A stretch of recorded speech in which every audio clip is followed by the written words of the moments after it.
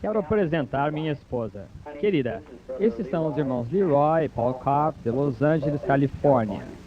Prazer tê-los em nossa casa, irmão Kopp.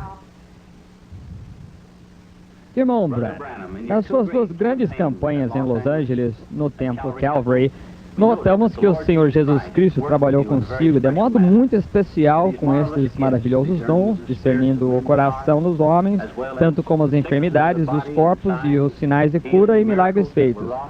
Achamos isso maravilhoso. Queremos, irmão Branham, saber mais sobre este ministério singular que Deus lhe deu. Pois bem, irmão Kopp, voltemos ao princípio. Nasci no leste de Kentucky, numa pequena choupana de madeira, perto de Burkesville, Kentucky. Na manhã de meu nascimento, meus pais me contaram que houve uma luz que entrou no quarto e pairou sobre mim. Meu pessoal não era religioso, não frequentava nenhuma igreja. Claro que isso causou grande agitação entre eles. Ela me tem seguido todos os dias da minha vida. Recentemente, o mundo científico tirou uma foto disso, como aparece aqui. Talvez estejam familiarizados com esta foto.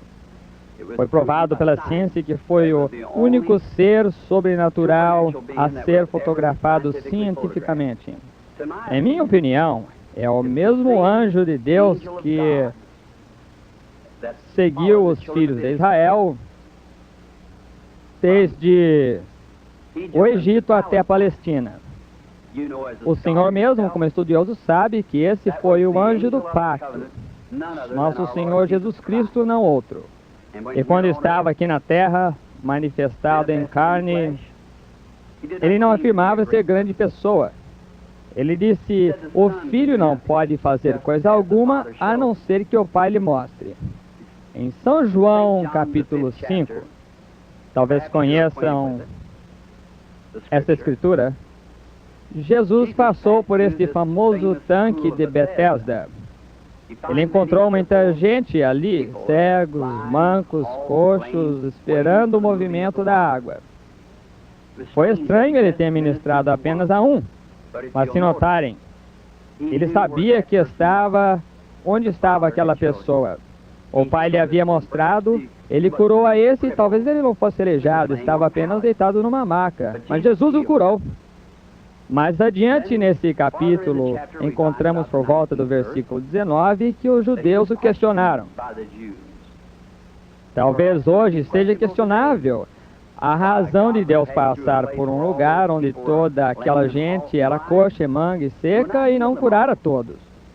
Mas aqui citarei suas palavras. Ele disse, na verdade vos digo que o Filho por si mesmo não pode fazer coisa alguma, senão ouvir fazer o Pai. O Filho o faz igualmente. Então, conforme sua própria palavra, seu ministério foi baseado nas visões do seu Pai. Então não seria estranho que seu ministério fosse realizado como ele prometeu aos seus discípulos. As coisas que faço também as fareis, ainda maiores fareis, pois vou para meu Pai.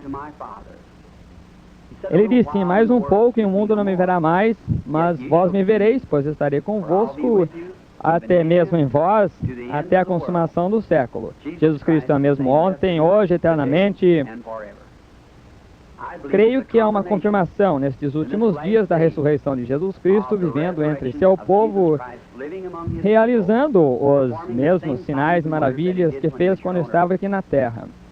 Aos 7 anos de idade, nós mudamos de Kentucky para Indiana, numa estrada perto de onde moramos agora. Trazíamos a nossa água, então, de um poço a cerca de um quarteirão, suponho, atrás da velha casa campestre. Numa bela tarde de setembro, enquanto eu vinha da bomba com um pouco d'água, havia um grande álamo que ficava na metade do caminho, entre a bomba e a casa.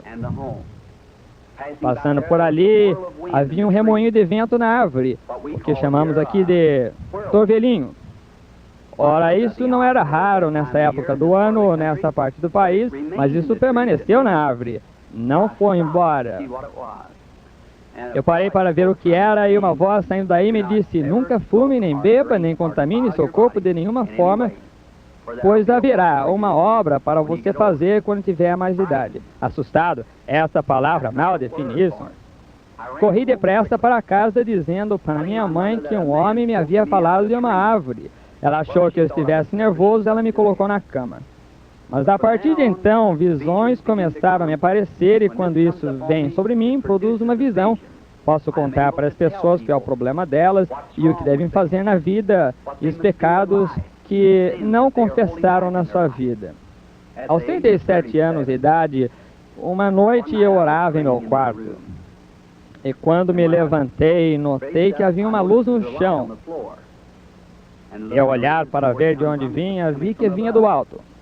A coluna de fogo pairava logo acima e projetava a luz no chão. Ouvi alguém andando, olhei, atravessando o quarto, chegando a esta luz, apareceu um homem. Como figura humana, ele pesaria uns 90 quilos. Ele tinha cabelo escuro até o ombro, de pele amorenada, estava descalço. Claro que eu estava assustado. Ele me disse: não tema. E logo ao ouvir essa voz eu sabia que era a mesma voz que me havia falado comigo, mas era a primeira vez que eu havia visto em forma humana. Ele disse: fui enviado da presença de Deus para dizer-lhe que é para você orar pelos enfermos. Grandes sinais e maravilhas seguirão seu ministério e você orará por reis e monarcas e assim por diante. Bem, eu lhe disse que era pobre, que não tinha instrução, que não estaria capacitado para fazer essa obra. Ele disse que como Moisés recebeu 2 sinais de confirmação do seu ministério, eu receberia 2 sinais. Um seria orar pelos doentes, os milagres, e outro seria você conhecer os corações, os segredos dos corações das pessoas. Ele disse que eu estava orando a respeito disso, de que as pessoas me diziam que esse ministério é do diabo. Ele se referiu a muitas escrituras, tais como quando Filipe encontrou Natanael e Natanael chegou a Jesus. Ora, Jesus lhe disse onde havia estado, onde estava, debaixo de uma árvore, quando Natanael o encontrou.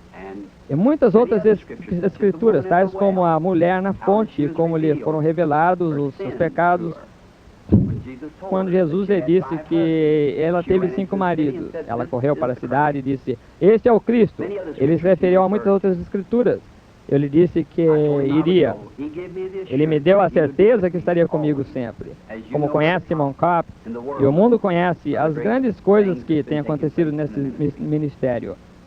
Estávamos pensando quanto a essas visões, que se eu me lembraria delas bastante tempo. Faz algum tempo, faz uns 4 anos, para ser exato, de um garotinho morto ao lado da estrada. Um carro atropelou e o matou. E era para ser ressuscitado dos mortos. Bem, eu contei isso para todos, estava profetizado nos Estados Unidos e no Canadá. Milhares de Bíblias estavam com isso escrito na folha em branco que aconteceria. Um dia, quando estávamos tendo campanhas em países escandinavos, passávamos pela Finlândia de Kuopio e havia um ajuntamento de pessoas no acostamento. Estavam inclinadas sobre alguma sorte de forma. Saímos para ver, lá estava o garotinho, a cena toda, exatamente como me foi mostrado. Eu disse para o Moore: olhe na sua Bíblia para ver se não é esta cena. Sim, ele disse. Ajoelhei-me e pedi ao nosso Senhor Jesus para confirmar sua palavra que me havia mostrado, e me dito o que aconteceria. O garotinho foi ressuscitado pelo nosso Senhor Jesus e está vivo e com saúde hoje. Irmão Kopp, essas são apenas algumas das coisas que nosso Senhor Jesus está fazendo hoje, no ministério que me deu. Em minha humilde opinião, isso é para confirmar sua palavra. As coisas que ele prometeu que aconteceriam nesse dia, estamos vendo ocorrer hoje. Agora, concernente às campanhas em Israel, irmão Kopp, terei muito prazer em servir ao nosso Senhor em Israel. Creio que meu ministério será muito efetivo aos judeus. Porque, como a Escritura diz, os judeus buscam sinais, os gregos sabedoria. Cremos que muitos judeus e outros na Terra Santa crerão que o Senhor Jesus Cristo é o Messias, quando virem um cristão cumprindo a profecia de Joel no Antigo Testamento. Sim, irmão Kopp. Tenho certeza que se refere à profecia de Joel no Antigo Testamento, Joel 2:28, como profetizou, dizendo: Nos últimos dias, ele derramaria do seu espírito sobre toda a carne. Os filhos e as filhas profetizariam, os velhos teriam sonhos e os jovens teriam visões. Bem, irmão Branham, creio que teremos que nos despedir por agora. Certamente foi um grande prazer e muito edificante. Temos que ir andando, mas nós o veremos, querendo Deus, em Chicago, dentro de uns 2 dias. Bem, cavalheiros, foi um prazer tê-los em nossa casa esta tarde. Estaremos orando juntos para o sucesso da reunião em Chicago. E, pela graça de Deus, espero encontrá-los lá dentro de alguns dias. Aceitariam um chazinho antes de irem? Muito obrigado, irmão Branham. Aceitamos sim, obrigado. Obrigado. Obrigado, querida.